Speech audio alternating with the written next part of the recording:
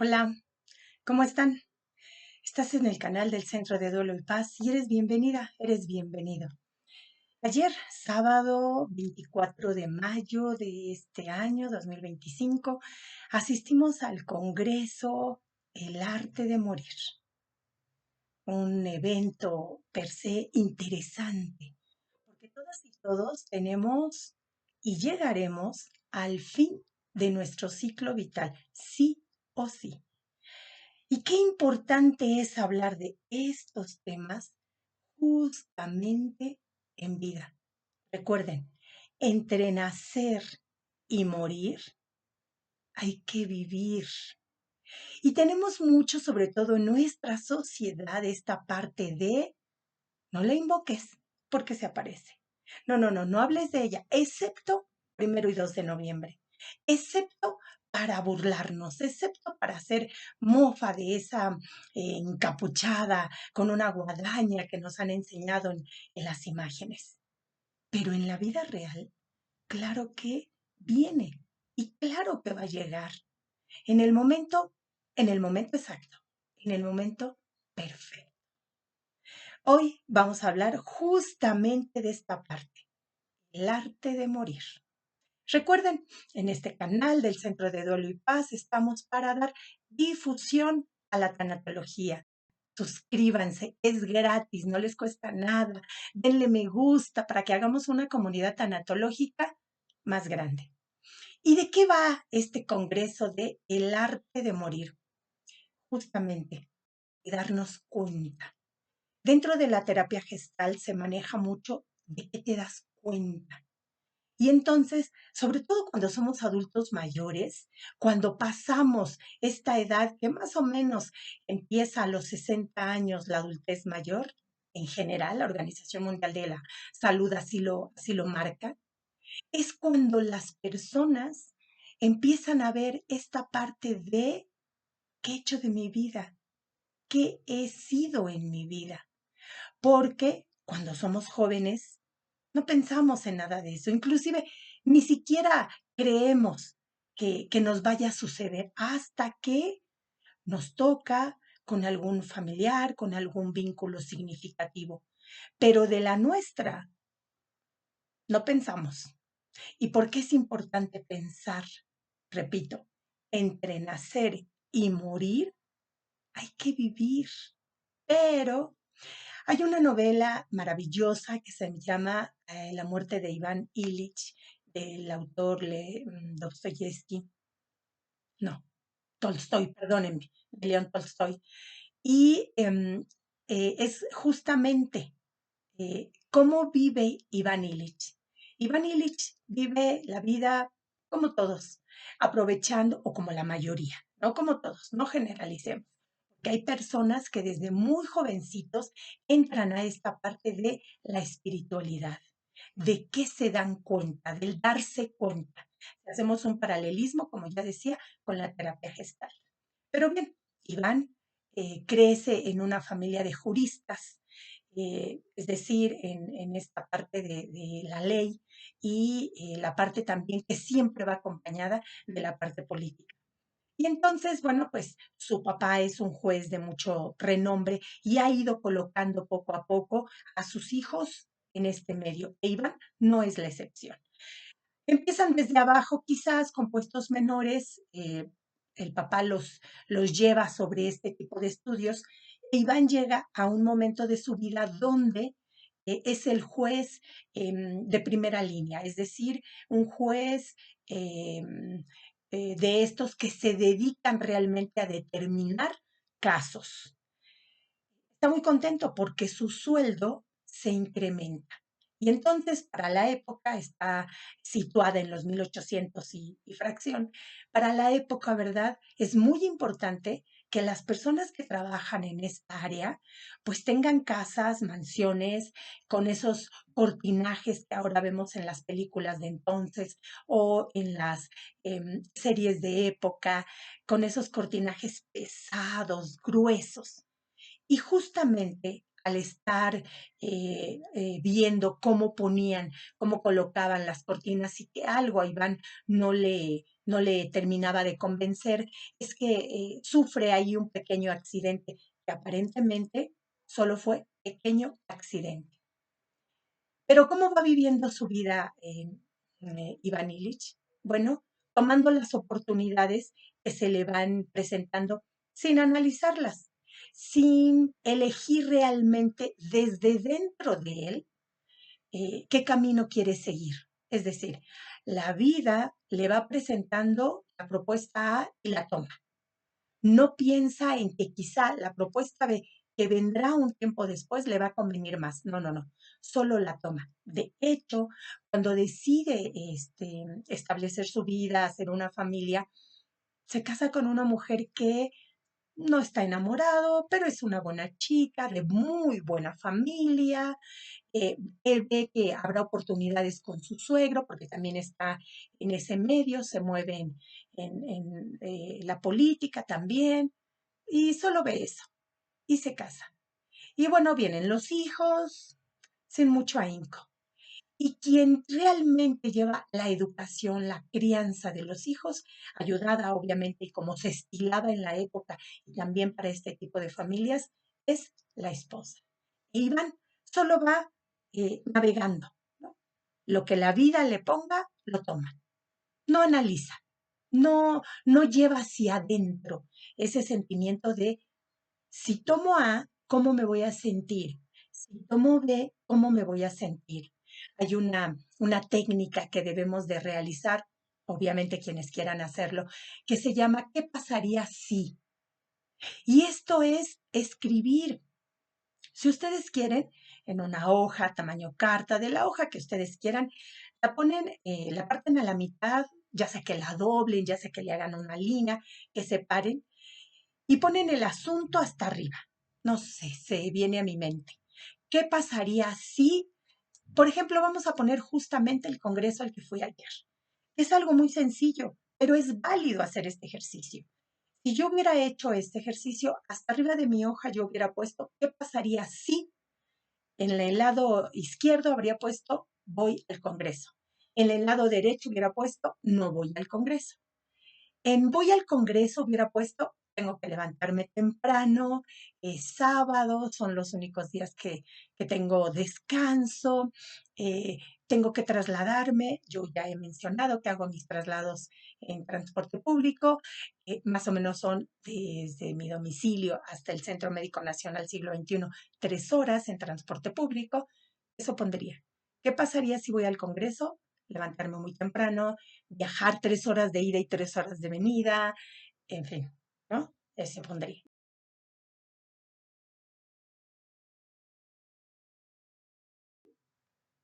Creo que se pasmó un poco, espero que salga bien el video. Me voy a quedar sin el conocimiento de este tema que a mí me importa tanto, el arte de morir. Inclusive, hago un paréntesis, hace algunos años, 3, 4 años, tomé un seminario que se llama Acompañamiento en el Buen Morir. Todo esto relacionado con la tanatología. Volviendo al ejercicio, yo pondría, me perdería del conocimiento del tema, el arte de morir. ¿Qué pasaría si no voy? Bueno, quizá me levantaría un poco más tarde, quizá podría dormir un poco más.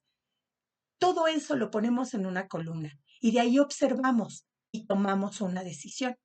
Iván no hace nada de esto. Iván no dice, como muchos de nosotros, obviamente, Iván no dice, ¿qué pasa si me caso con esta mujer? ¿Qué pasa si no me caso? Él solo dice, Juanita es de buena familia, es guapa, su papá me puede ayudar, me va a ir colocando, quizá cuando mi suegro se jubile, yo me quedé con ese puesto, en fin, este tipo de situaciones son las únicas que piensa Iván. Pero realmente no se sintió enamorado de esa mujer. Solo vio que era conveniente, pero no con esta conveniencia de elucubrar, esto va a pasar, no, no, no, sino en una forma bonachona, en una forma bondadosa hacia sí mismo, porque es lo que toca.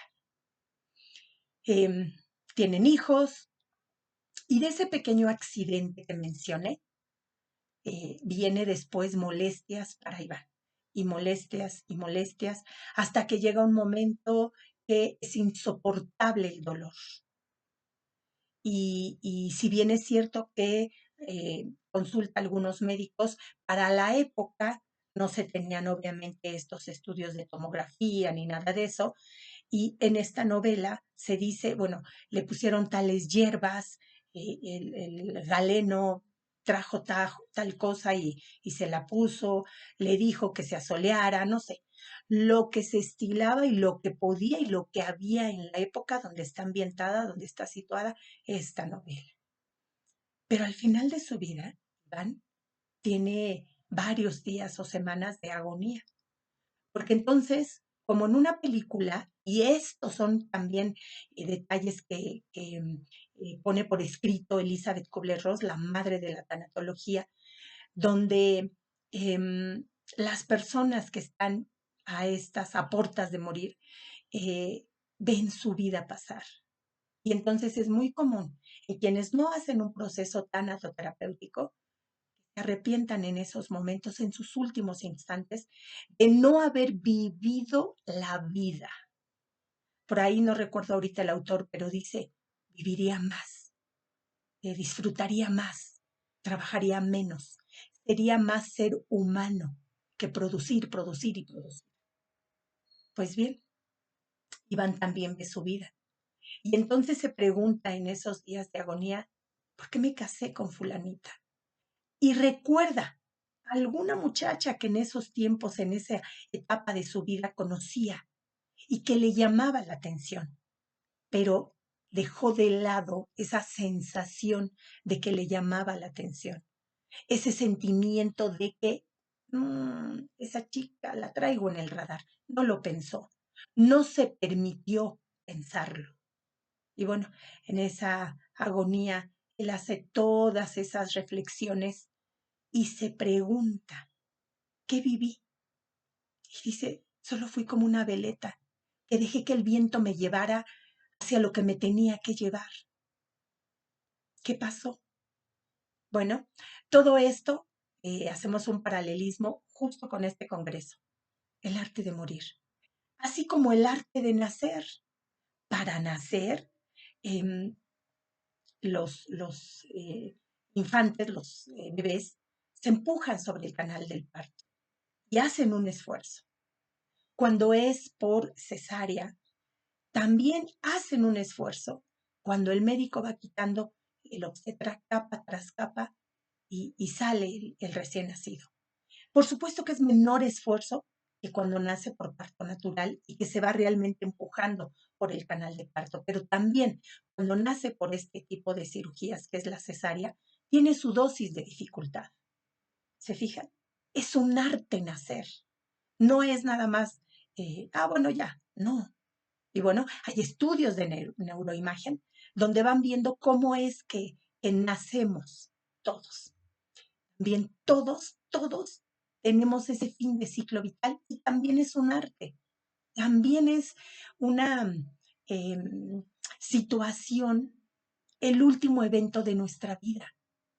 Qué mejor que vivirlo consciente y que en estas reflexiones que Elizabeth Kubler-Ross dice que hacemos como ella lo observó, lo documentó y lo dejó por escrito, que tengamos esa posibilidad de revisar nuestra vida y arrepentirnos lo menos posible.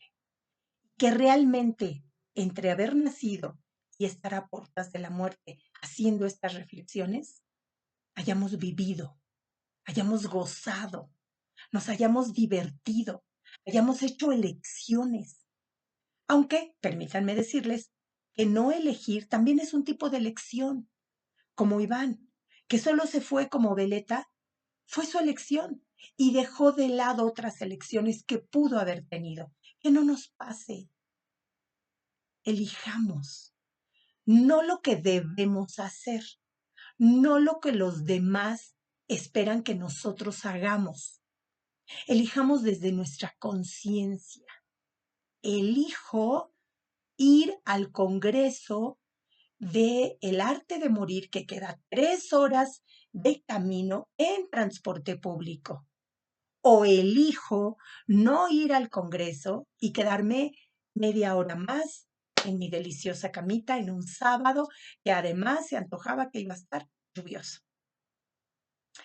¿Qué les parecen estas reflexiones? Y repito por tercera ocasión, entre nacer y morir hay que vivir. Y claro que hay vicisitudes en la vida, claro que hay situaciones difíciles, que de pronto no sabemos hacia dónde jalar.